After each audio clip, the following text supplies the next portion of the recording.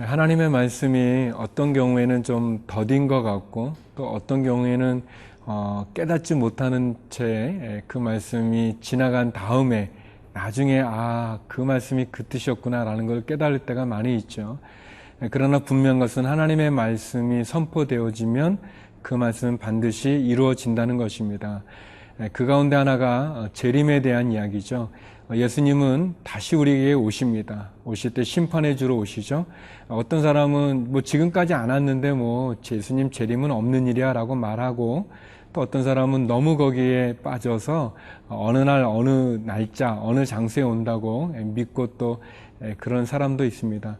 하나님의 말씀은 반드시 이루어집니다. 그리고 우리는 그 말씀을 분별할 필요가 반드시 있습니다.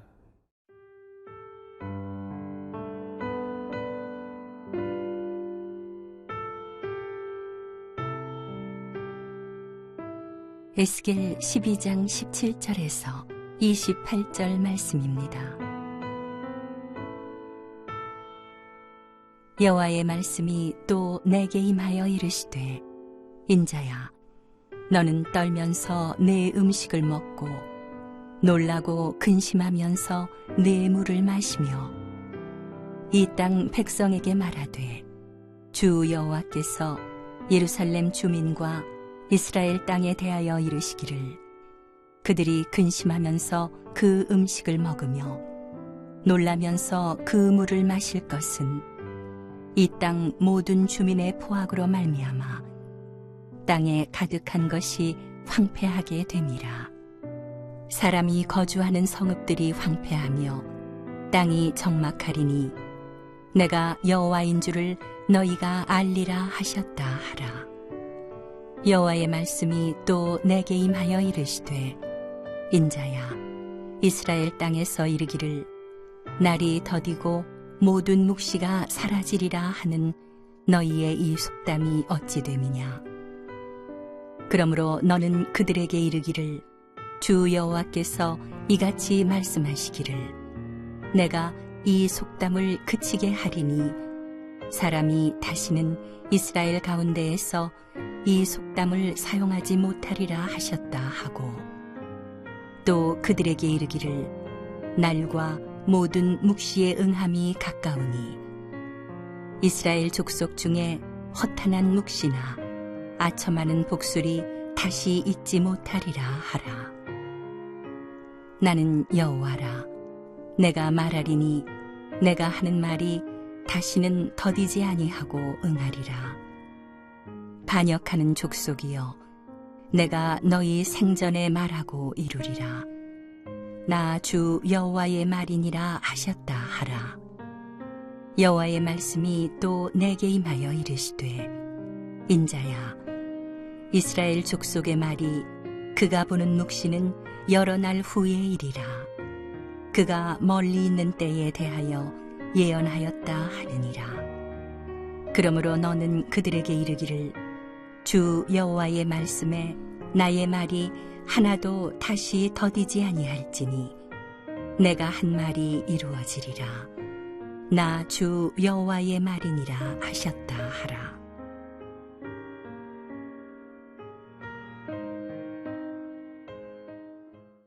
하나님께서 예루살렘에 대한 심판과 멸망을 예언하시고, 또 이어서 이제 유다 백성들에게 하나님의 심판과 멸망을 이야기합니다. 에스겔을 통해서 여러 모양으로 말씀을 전하시는데, 오늘 본문에서 하나님 특별히 그 심판이 얼마나 두려운지, 또 그 심판이 얼마나 무서운지를 보여주고 있습니다. 우리 18절 말씀인데요. 인자야, 너는 떨면서 내 음식을 먹고 놀라고 근심하면서 내 물을 마시며. 하나님이 에스겔 선지자에게 주셨던 행동 지침은 음식을 먹는데 아주 떨면서, 두려워하면서, 근심하면서, 놀라면서 그 음식을 먹고 물을 마시라고 말합니다. 이러면 되게 체하죠. 이렇게 막 무서워하면서 먹으면 체합니다. 그러니까 음식을 먹을 때는 어때야 됩니까? 굉장히 편하고 또 자연스럽고 또 기쁘고 즐겁게 먹어야 되는데, 하나님이 에스겔 선지자에게 가르쳐 주신 행동은 떨면서 두려워하면서 근심하면서 염려하면서 그 물과 음식을 먹으라는 것입니다. 다시 말하면 하나님이 임하는 그 심판, 이스라엘 사람들의 죄악에 대한 하나님의 심판은 이것이 두렵고 또 떨리고 근심된 일이라는 것을 우리들에게 보여주고 있습니다. 또 사실 그 열왕기하 25장에 보게 되면 바벨론이 예루살렘을 포위했을 때 한 8개월 정도로 포위했을 때 그 예루살렘 성 안에는 먹을 물이 많지 않고 음식이 많지 않고 또 포로 바벨론이 이렇게 포위하고 있기 때문에 두려움 속에서 하루하루를 살아가고 나중에 아주 끔찍한 일인데 자식들을 삶아서 먹었다고 하는 그런 내용이 있습니다. 지실로 떨면서 먹을 수밖에 없는 거죠. 근심하며 먹을 수밖에 없는 거죠. 하나님의 심판이 얼마나 큰지, 얼마나 두려운지를 보여주는 장면이라고 말할 수 있습니다. 이 말씀 그대로 아주 불안하고 초조하고 그리고 두렵기까지 한 이러한 이 행위 설교를 통해서, 행위 예언을 통해서 하나님의 말씀이 선포되어졌고요. 그리고 이 말씀 그대로 이루어졌습니다. 성도 여러분, 우리가 기억해야 될 것은 하나님의 말씀은 반드시 이루어진다는 것입니다. 하나님의 심판 반드시 이루어진다는 거죠. 하나님의 예언의 말씀은 아주 정확하게 이루어지기 때문에 우리가 하나님의 말씀을 잘 새겨 들을 필요가 있습니다. 또 하나님의 말씀이 반드시 정확하게 이루어지기 때문에 우리는 그것을 깨달을 필요가 있어요. 그것을 볼 필요가 있고 그런 영적으로 깨어서 그런 심판과 멸망의 자리에 서지 않고 구원의 자리에 쓸 수 있도록 노력해야 됩니다. 하나님께서 에스겔을 통해서 여러 행위 예언을 하게 하시는 어떤 퍼포먼스를 하게 하시는 이유가 무엇입니까? 그 심판의 메시지를 듣고 돌이키라는 것 아니겠습니까? 하나님께서 우리에게 예언을 하신다면, 하나님이 우리에게 말씀을 주신다면 그것은 그 말씀과 예언을 통해서 우리가 변화되기를 원하시는 거죠. 우리가 깨닫고 돌이키기를 원하시는 것입니다. 그렇기 때문에 우리가 늘 하나님 앞에 우리의 마음을 열고 하나님 말씀하십시오, 종이 듣겠습니다라는 그런 자세로 나갈 필요가 있습니다. 특별히 하나님께서 우리에게 에스겔서를 통해서 계속되어지는 심판의 메시지를 주지 않습니까? 사랑하는 성도 여러분, 오늘 내게 주시는 하나님의 말씀으로 우리가 깨닫고 그 말씀을 따라서 우리의 죄의 길에서 돌이켜서 구원의 자리 가운데 있어야 되겠습니다. 멸망과 심판 그 자리가 아니라 구원과 생명의 자리에 저와 여러분이 서 있기를 원합니다. 특별히 해외에 계시는 또 우리 한인분들 또 선교사님들 말씀 가운데 힘을 얻고 그 말씀으로 교훈을 얻을 수 있기를 바랍니다.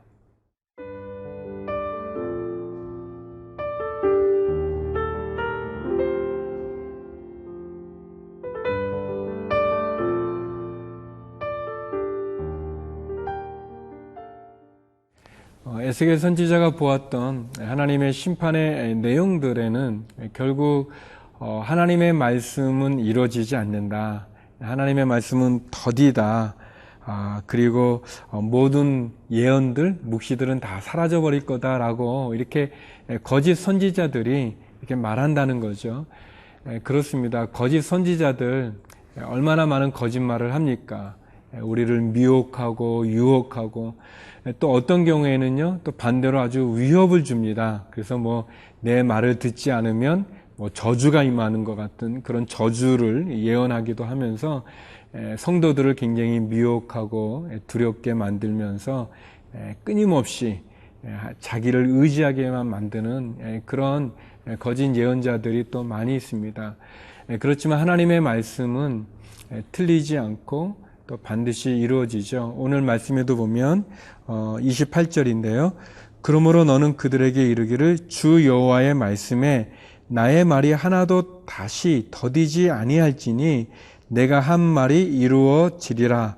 나주 여호와의 말이니라 하셨다 하라라는 것입니다. 하나님의 심판은 더딜 거다. 아니 하나님 예언 말씀 그거 다 사라질 것이다. 그렇지 않다라고 말한다는 거죠. 이런 것 가운데 하나가 우리가 이제 종말에 대한 얘기 아니겠습니까? 시한부 종말론이라고 그래가지고 내가 기도하는데 예언을 받았는데 몇 년도 몇 월 며칠 몇 시에 어디에 하나님 재림하신다라고 해가지고 온 국민을 또 온 성도들을 이렇게 미혹했던 이단들이 많이 있습니다. 뭐 세기가 바뀔 때라든지 아니면 뭐 큰 어려운 일이 있을 때마다 하여튼 이런 거짓 예언자들이 일어나가지고 뭐 전쟁이 일어난다고 말하고 뭐 지진이 일어난다고 말하고 아주 그런 참 나쁜 분들이 참 많아요. 몇 달 전에도 자기가 예언을 한다고 하면서 세미나를 여는데 그 세미나에 돈을 내야 되는데 그 돈이 굉장히 비싼 돈을 내고서 결국은 이제 다 속이는 건데 그런 미혹하는 사람들이 참 많습니다.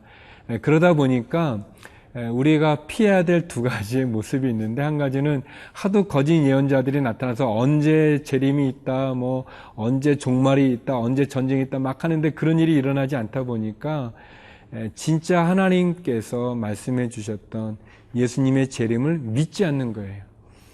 뭐 심판은 없을 거다라고 믿지 않는 그런 행동도 우리가 조심해야 되고요. 또 시한부 종말론에 매여서 그 날짜에 진짜 예수님 온다고 막 생각해가지고 정상적인 생활을 하지 않으면서 있는 거 그것도 우리가 경계해야 될 겁니다. 하나님의 예언을 무시하는 것도 경계해야 될 태도고 또 그 예언에 아주 사로잡혀가지고 정상적인 일상의 삶을 하지 못하는 것도 피해야 될 것입니다. 주님의 재림은 반드시 옵니다. 하나님의 말씀은 반드시 이루어지기 때문에요. 그런데 중요한 거는 주님이 오신다는 게 우리 성도들의 사실은 꿈 아닙니까? 그리고 우리의 신앙의 결론이죠. 우리가 언제든지 언제 주님이 오시든지 부끄럽지 않는 자리, 부끄럽지 않은 행동, 부끄럽지 않은 신앙을 지키고 있는 게 중요합니다. 그런 일상의 삶에 우리가 충성되어진다면 주님이 언제 오시든지 우리가 두렵지 않지 않습니까? 우리가 그 날짜를 알아서 그 날짜를 준비하는 것 그런 신앙의 모습보다 어린아이 같은 그런 모습보다 언제 주님이 오셔도 부끄럽지 않은 신앙생활을 하면서 주님 어서 오십시오 라고 기다리며 소망을 갖는 그런 우리의 신앙이 있기를 원합니다. 같이 기도하시겠습니다. 거룩하신 하나님, 하나님의 말씀은 반드시 이루어지고 주님이 다시 오실 때 부끄럽지 않은 믿음과 부끄럽지 않은 신앙을 갖게 하여 주옵소서. 하나님, 우리의 자녀들을 위하여 기도합니다. 우리의 자녀들 어디에 있든지 불꽃 같은 눈동자로 지켜주시고 특별히 또 시험을 앞두고 있는 또 어려움 가운데 선택해야 되는 우리의 자녀들 인도하여 주시옵소서. 예수님 이름으로 기도드립니다. 아멘.